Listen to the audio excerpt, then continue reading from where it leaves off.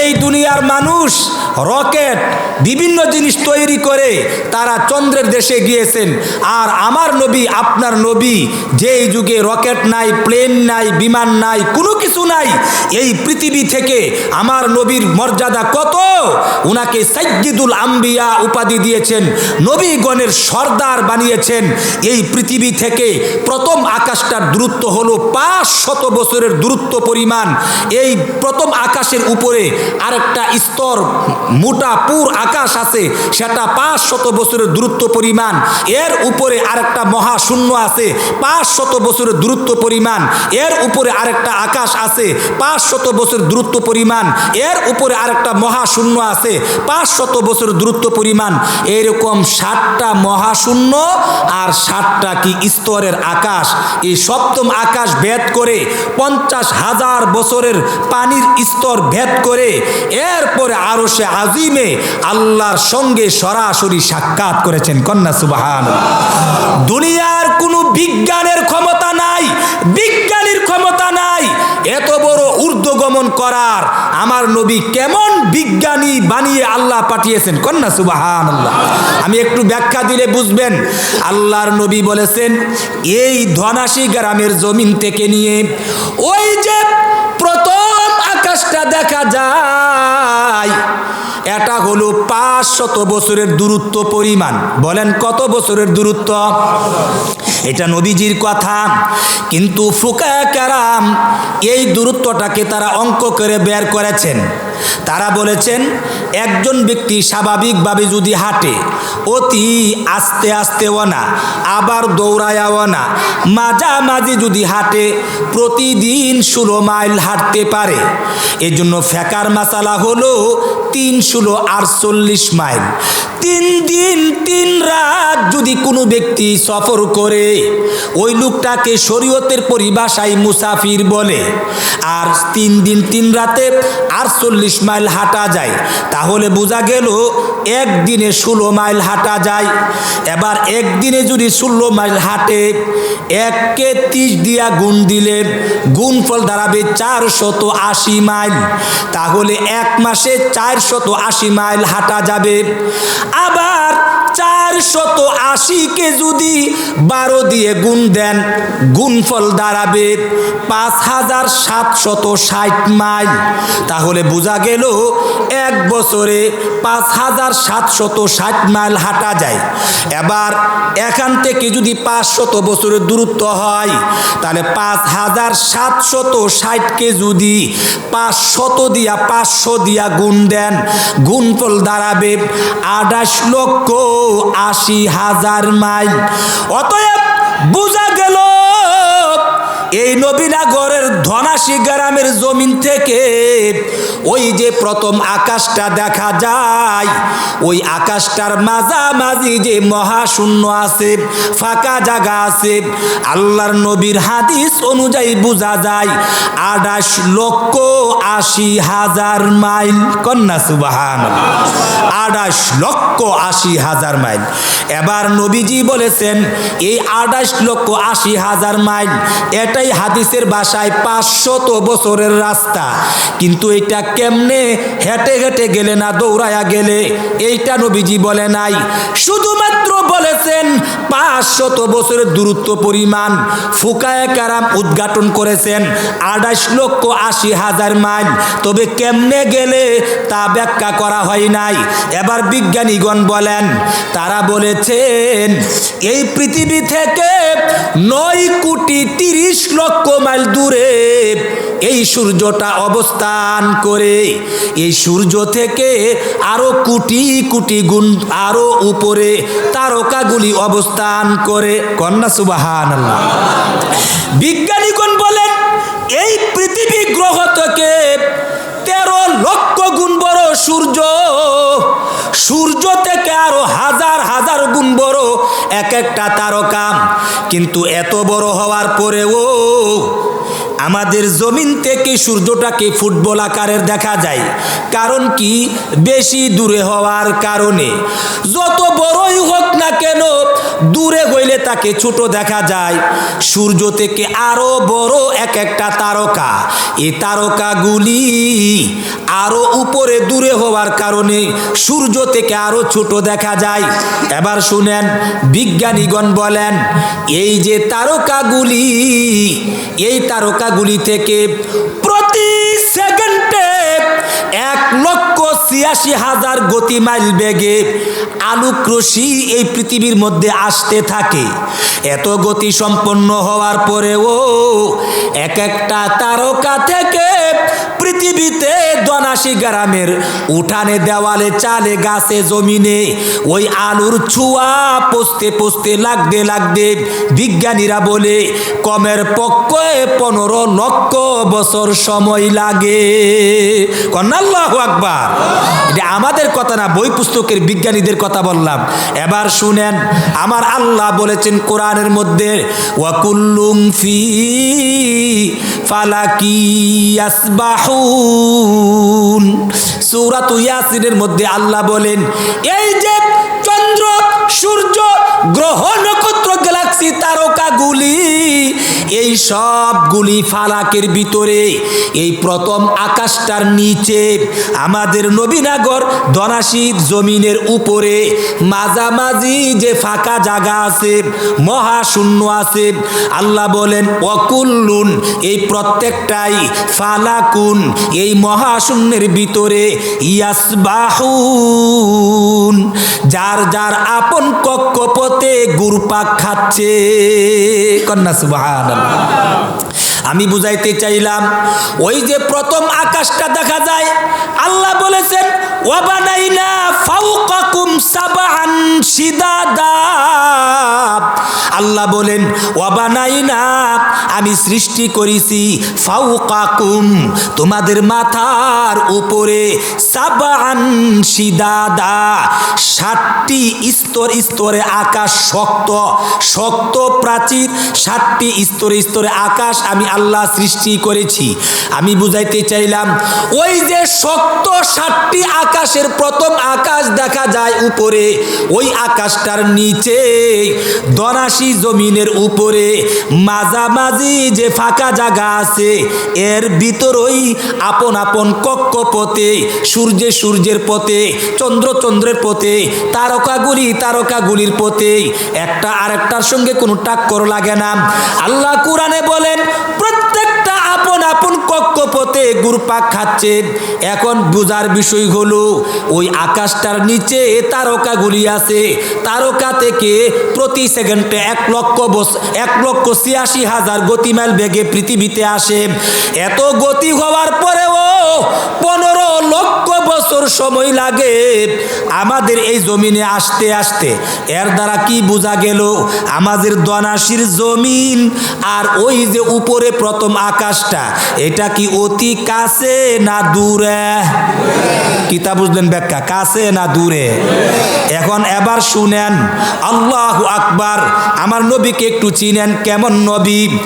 এই যদি হয় জমিন থেকে প্রথম আকাশের মাঝামাঝি দূরত্বের পরিমাণ, আল্লাহু আকবার, এর উপরে যে শক্ত যে একটা প্রাচীর আকাশ আল্লাহ বানাইলেন, ওইটাও আবার 500 বছরের দূরত্ব পরিমাণ, তাহলে ওইটাও তো এই পরিমাণ।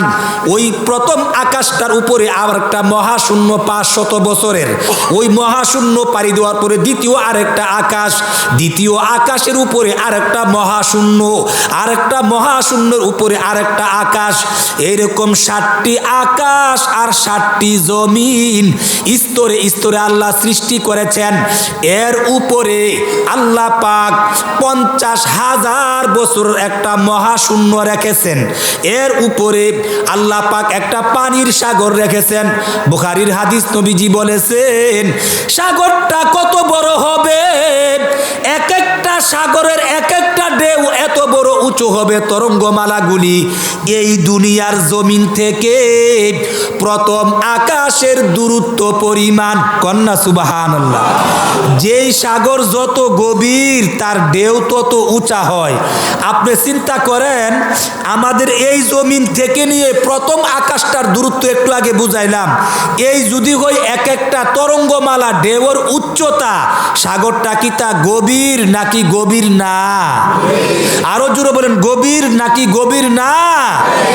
এই গভীরতম সাগর পানির উপরে আল্লাহ পাক আরশে আজিম রেখেছেন। সেই আরশে আজিমে গিয়ে আমাদের নবী আল্লাহর সঙ্গে সাক্ষাৎ করেছেন। আমার বোঝানো উদ্দেশ্য হলো, এত বড় দূরত্বের পরিমাণ রাস্তায় 7 আসমান ভেদ করে 7 জমিন ভেদ করে, তাহলে 500 বছরের দূরত্ব হলে 7 জমিন 7 আকাশ 700 বছরের পরিমাণ হয়। সেই দূরত্ব ভেদ করে 50,000 বছরের দূরত্ব আরো উপরে ভেদ করে, এরপরে এত বড় পানির সাগর ভেদ করে আরশে আজিমে আল্লাহর সঙ্গে সরাসরি সাক্ষাৎ করেছেন।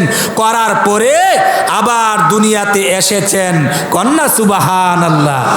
দুনিয়ার যত বড় বিজ্ঞানীই হোক না কেন, আমার নবীর মতো যেই যুগে কোনো রকেট নাই, প্লেন নাই, সায়েন্স নাই, কোনো কিছু নাই, সেই যুগে নবীজি সশরীরে জিন্দা অবস্থায় সরাসরি আল্লাহর নবী আল্লাহর কাছে মেরাজে সাক্ষাৎ করতে গিয়েছেন। কন্যা সুবহানাল্লাহ। আহলে সুন্নাত ওয়াল জামাতের আকীদা, আমাদের নবী কি ঘুমন্ত অবস্থায় মেরাজে গিয়েছিলেন না জাগ্রত অবস্থায়? হ্যাঁ, সশরীরে জাগ্রত অবস্থায় জিন্দা অবস্থায় গিয়েছিলেন। কেন? আল্লাহ পাক নিজেই বুঝিয়ে দিয়েছেন। কি বলেছেন? সুবহানাল্লাযী আসরা বিআবদিহি।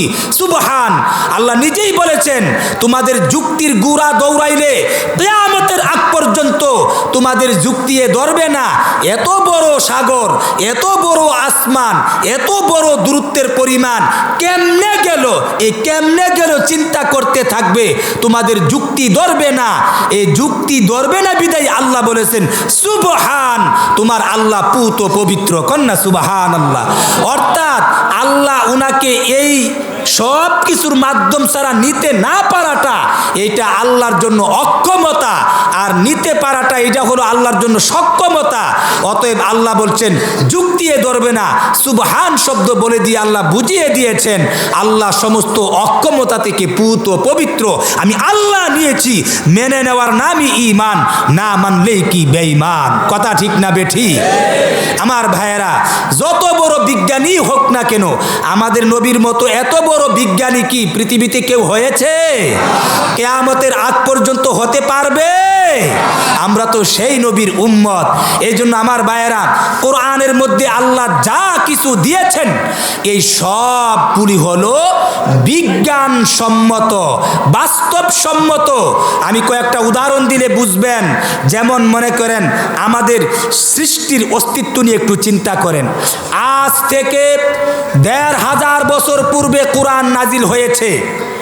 ১৫০০ বছর পূর্বে মানুষ কল্পনাও করতে পারে নাই। এখন তো বর্তমান বিজ্ঞানের যুগ, আলট্রাসাউন্ড করা হয়, এক্স-রে করা হয়, বাচ্চা কেমন পজিশনে আছে, মানুষ পেটের ভিতরে কখন গেল, পেটে বাচ্চা গেল কি গেল না তাও পরীক্ষা করতে পারে, কিভাবে বড় হচ্ছে তাও দেখা যায়, কিভাবে বাচ্চা পেটের ভিতরে কি অঙ্গ প্রত্যঙ্গ গজাচ্ছে তাও জানা যায়। এটা বর্তমান প্রযুক্তির যুগে মানুষ বুঝতে পারে। আজ থেকে ১৫০০ বছর পূর্বে আমাদের নবী যখন দুনিয়াতে আগমন করেছেন, বর্তমান যেতে এত উন্নত বিজ্ঞানের যুগ, ডাক্তারি শাস্ত্রের আবিষ্কার হয়েছে, তখন কি তা ছিল? কথা বলেন, ছিল? আর ২০০ বছর আগে তো এগুলো কল্পনাও করা যায় নাই। কিন্তু সেই যুগে নবীর কাছে কোরআন নাজিল করে আল্লাহ পাক মানুষ সৃষ্টির তত্ত্বগুলি তুলে ধরেছেন। আজকের এই যুগে বিজ্ঞান কোরআনের সেই কথাকে সমর্থন করতে বাধ্য হয়েছে। কোন সুবহানাল্লাহ। কিভাবে বললে বুঝবেন? যেমন মানুষ কিভাবে আল্লাহ বানাইলেন। আল্লাহ বলেন, ওয়ালাকাদ খালাকনাল ইনসানা মিন সুলালাতিন মিন তিন। আল্লাহ বলেন, আমি মানুষকে মাটির সারাংশ থেকে সৃষ্টি করেছি। করেছি। সুম্মা জাআলনাহু নুতফাতান, মাটির সারাংশ বলতে হলো নাপাক পানি। এরপর আল্লাহ বলেন সুম্মা জাআলনাহু নুতফাতান ফি কারারিম মাকিন, এরপর ওই নাপাক পানিটাকে আমি সুরক্ষিত আধারে সংরক্ষিত একটা জায়গাতে রেখে দিয়েছি। সুম্মা খালাকনান নুতফাতা আলাকাতান, এরপর ওই নাপাক পানিটাকে আমি জমাট রক্ত বানিয়েছি। ফাখালাকনাল আলাকাতা মুজগাতান, অতঃপর ওই জমাট রক্তটাকে আমি কি গোশতের টুকরা বানিয়েছি। ফাখালাকনাল মুজগাতা ইজামা, অতঃপর আমি আল্লাহ ওই গোশতটাকে আমি হাড্ডি বানিয়েছি। ফাকাসাউনাল ইজামা লাহমা, অতঃপর ওই হাড্ডির মধ্যে অঙ্গ প্রত্যঙ্গ দিয়ে আমি আল্লাহ পাক মানুষকে আবরণ দিয়ে মানুষ বানিয়েছি। ফাতাবারাকাল্লাহু আহসানুল খালিকিন, অতঃপর তোমার আল্লাহ কতই বরকতময় উত্তম সৃষ্টিকারনেওয়ালা, পরিপূর্ণ মানুষ বানাইয়া আমি আল্লাহ তোমাদেরকে দুনিয়ার মধ্যে প্রেরণ করেছি। কন্যা সুবহানাল্লাহ। সূরাতুল মুমিনুনের প্রথম দিক দিয়ে আল্লাহ মানুষ সৃষ্টির যে তত্ত্বগুলো তুলে ধরেছেন, কি বললেন? আল্লাহ বলেন আমি প্রথমত মানুষকে মাটির সারাংশ থেকে বানিয়েছি, নাপাক পানি থেকে। নাপাক পানিটাকে 40 দিন পর্যন্ত মায়ের পেটে সংরক্ষিত এলাকাতে রেখে দিয়েছি। 40 দিন তার মধ্যে মেকানিজি করার পরে জমাট রক্ত বানিয়েছি। জমাট রক্তের মধ্যে 40 দিন মেকানিজি করার পরে আমি আল্লাহ কুদরতিভাবে এটাকে আমি গোশতের টুকরা বানিয়েছি। গোশতের টুকরার মধ্যে 40 দিন মেকানিজি করার পরে তাকে আমি হাড্ডি বানিয়েছি। হাড্ডির মধ্যে 40 দিন মেকানিজি করার পরে এটার মধ্যে আমি অঙ্গ প্রত্যঙ্গ বানিয়েছি। অতঃপর সপ্তম 40 দিনে মেকানিজি করার পরে পরিপূর্ণ মানুষ বানাইয়া আমি আল্লাহ দুনিয়ার মধ্যে প্রেরণ করেছি। কন্যা সুবহানাল্লাহ। মানুষকে কিভাবে মায়ের পেটে বানান? এইভাবে আল্লাহ স্তরে স্তরে কিভাবে বানাইলেন, কোথায় বানাইলেন? আল্লাহ বলেন ইয়াখলুকুকুম ফি বুতুনি উম্মাহাতিকুম, আল্লাহ তোমাদের মায়ের পেটের মধ্যে তোমাদেরকে সৃষ্টি করেছেন। কেমনে করেছেন, কোথায় করেছেন? তোমাদের মায়ের পেটের মধ্যে যথা সময়ে যথা নিয়মে পুরুষের নাপাক পানি শারীরিক সম্পর্কের মাধ্যমে মায়ের রেহেমে চলে যাওয়ার পরে আল্লাহর হুকুমে এইভাবে সন্তান আল্লাহ তৈরি করেছেন। কেমনে করেছেন? আল্লাহ বলেন খালকাম মিন বাদি খালকিন, সৃষ্টির পরে সৃষ্টি করে ধাপে ধাপে পর্যায়ক্রমে এইভাবে আমি আল্লাহ সৃষ্টি করেছি। কোথায় করেছি? ফি জুলুমাতিন সালাস, অন্ধকার অন্ধকার তিনটি অন্ধকারের ভিতরে আমি আল্লাহ এইভাবে তোমাদেরকে সৃষ্টি করেছি। কন্যা সুবহানাল্লাহ। তিনটা অন্ধকার বলতে কি? এগুলো কোরআনের কথা। আল্লাহ বলেন একটা অন্ধকার হলো তোমার মায়ের পেটের চামড়ার অন্ধকার, আরেকটি অন্ধকার হলো চামড়ার নিচে তোমার মায়ের পেটের গোশতের অন্ধকার, আরেকটা অন্ধকার হলো তোমার মায়ের জরায়ুর বিশেষ পর্দার অন্ধকার, তোমার মার জরায়ুর যে পর্দা আছে পর্দার অন্ধকার। আল্লাহ বলেন ফি জুলুমাতিন সালাস, এইরকম অন্ধকার অন্ধকার তিনটি অন্ধকারের ভিতরে স্টেপ বাই স্টেপ পর্যায়ক্রমে এইভাবে তোমার মায়ের পেটের ভিতরে আমি আল্লাহ তোমাদেরকে সৃষ্টি করেছি। কন্যা সুবহান। আমি বুঝাইতে চাইলাম এইভাবে যে মানুষ বানাইতে পারে, এইভাবে যে মানুষ সৃষ্টি হয়, আজ থেকে 150 বছর আগেও তো মানুষ কল্পনাও করে নাই।